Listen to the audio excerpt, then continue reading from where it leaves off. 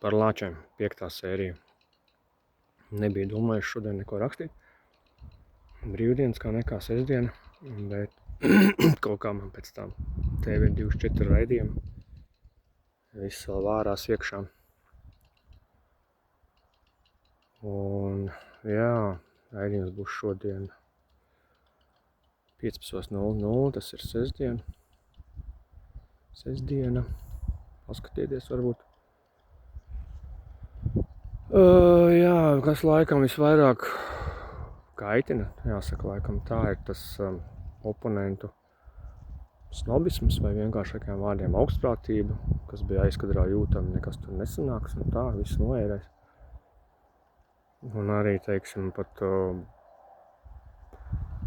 ar savu pazīstamiem cilvēkiem runājot, kas it kā visu to saprot, to draudz un apzinās, bet saka, nu reku tur raksta, taču būs jāsadzīvo un tā.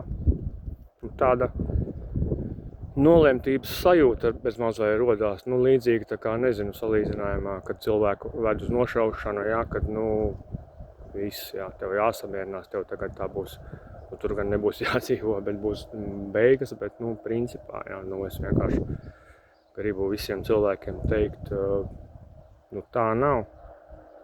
Visi biedē ar tām Eiropas regulām un tā un šitā, un reku mums tā būs jādara, nav tā.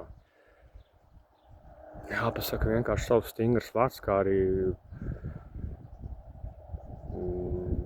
var redzēt, ka var normāli iebilst, tas nav nekas tāds, un nemūt kāds izmetīs no Eiropas Savienības tāpēc, un ne arī mēs tiks mūsu aizsardzība apdraudēta, kā vēl joprojām atgriežos pie argumentu, kad aizsardzības pants tā kā vairs nestrādās uz mums Eiropas, kas arī ir līdzīgi kā NATO, Eiropas Savienība ir tāds pants.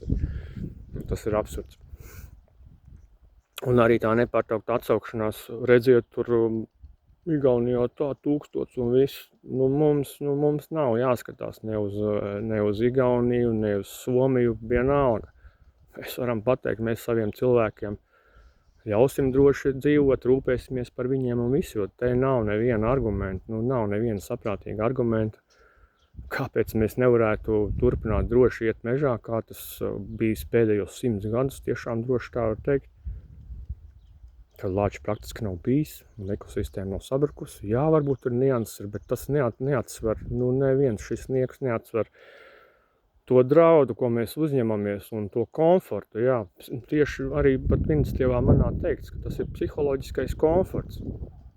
Un tas ir pirmkārt arī runājot par visu drošību, jebkurš taču saprot, tāds saprātīgs cilvēks, ka tā tikšanās var beigties vienkārši letāli.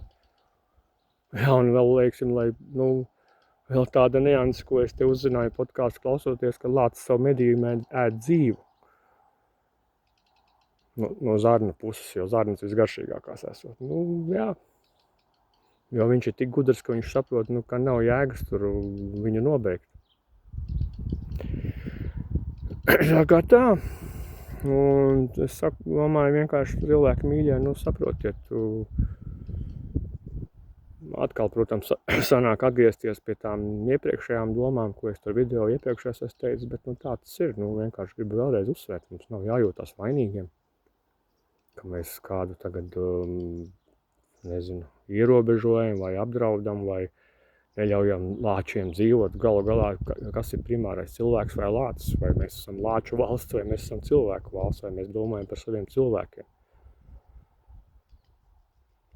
Jā.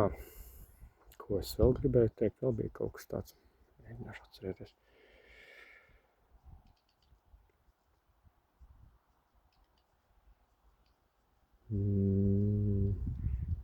Jā, pašlaik laikam nenāk prātā, gan jau uz kādu citu video paliks, tā kā tā. Esiet gatavi un negriežat mežam muguru.